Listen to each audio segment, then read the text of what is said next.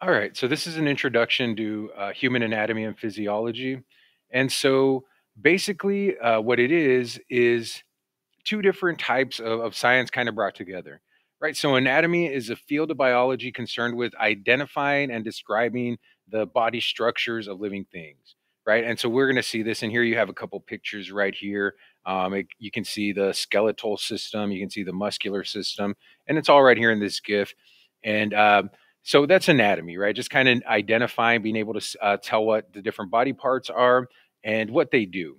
And then here, physiology is a study of the physics and the chemistry of how the body works. So why do things do what they do, right? Why does your blood pump through your body, right? And why is it that your blood, you have to be living in a certain atmosphere, right? If you go too deep into the ocean, something happens to your blood that could cause you to possibly die if you come up too fast because of the pressure. So basically, physiology is just the physics and the chemistry of how the body works. And here you kind of see that here with the digestive system, eating like a donut, and then it dissolves in the acid of the stomach. So there you see kind of the chemistry. And then the physics is how it gets pushed through your intestines. Right, but there's a few different ways that you can break up AMP or anatomy and physiology. So first, you have the gross anatomy, right? And gross anatomy, like you can see right here next to it, it also says macroscopic anatomy. Whenever you see the word macro, this part right here, macro just means a big picture, right? So macroscopic anatomy means that this is anatomy that you can see with just your naked eye, right? You don't need a microscope to see these things. And so macroscopic anatomy includes regional anatomy. And right here, you can see this picture right here, the thorax, which is this like center part of your body. Um, Regional anatomy is just anatomy based on the different regions of your body, right? So again, in this case right here, they're talking about all the parts of the thorax, right? But you could be talking about the lower parts of your body, maybe the your brain right up in your head. And so those are just like regions of your body or different parts of your body. When you're talking about systemic anatomy, now you're talking about the different types of systems. And that's kind of what we're going to spend the rest of the term learning about are the different type of systems, right? I kind of mentioned the muscular system, the skeletal system. Here you see the digestive system, right? So the digestive system, like it says right here, it includes different parts, and one of those parts is your stomach, right? And here you can kind of see the stomach right there. But there are a lot of other different parts that go into the digestive system, right? So here you have the oral cavity, basically where your mouth is, the tongue, the stomach, the large and the small intestine. And so all of these are part of the digestive system.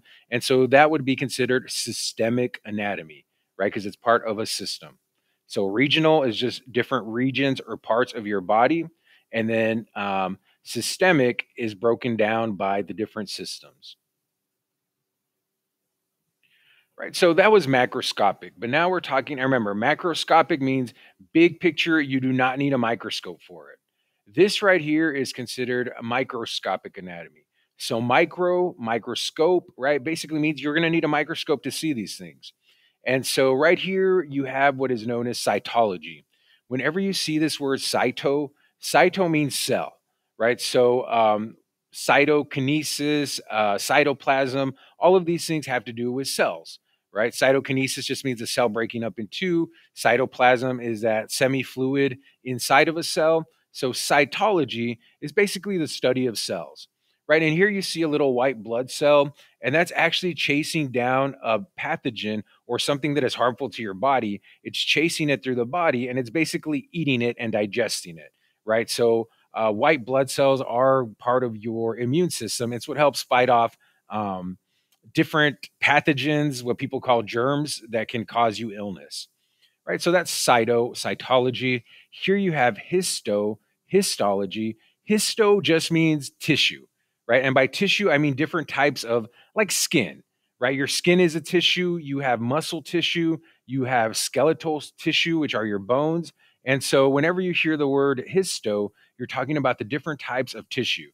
Right. And so the microscopic study of the structure of tissue, and here you see connective tissue. And so this is what connects your muscles to your bones, epithelial tissue, so your skin, muscle tissue. and nervous tissue. And here you can see these are little, what you call neurons. They're different types of cells, which we'll talk about a little bit later, right? But again, cyto is a study of cells, histo is a study of tissues. And both of these are microscopic. You use microscopes to be able to see these things. All right. So now we have the levels of organization. What are levels of organization? Well, remember, organizing something, there are different ways you can organize things, but our bodies are organized in a very specific way, and not just our bodies, but nature, right, in general. And so the levels of organization are basically structures in nature that are usually defined by part or whole relationships, with things at higher level being composed of things at the next lower level. So, right, that kind of seems like a bit of a confusing definition, but basically it's just saying that stuff builds on other stuff, right? You start off with one thing, in this case, the atom. Remember, the atom is the smallest unit of matter. So, all matter, pretty much everything in this universe is made of atoms, or it pretty much is atoms and then molecules. So here you have what looks like to be H2O. H2O is just water, right? But water is made of two different types of atoms. It's made up of hydrogen, that's two hydrogens, that's why you get H2, and then one oxygen, that's why you get that O right here. So that's why it's called H2O. But H2O is a molecule. And I always think of it as kind of looking like Mickey Mouse with the two ears and the head right there. But this is a molecule, right? And a molecule is made up of one or more atoms.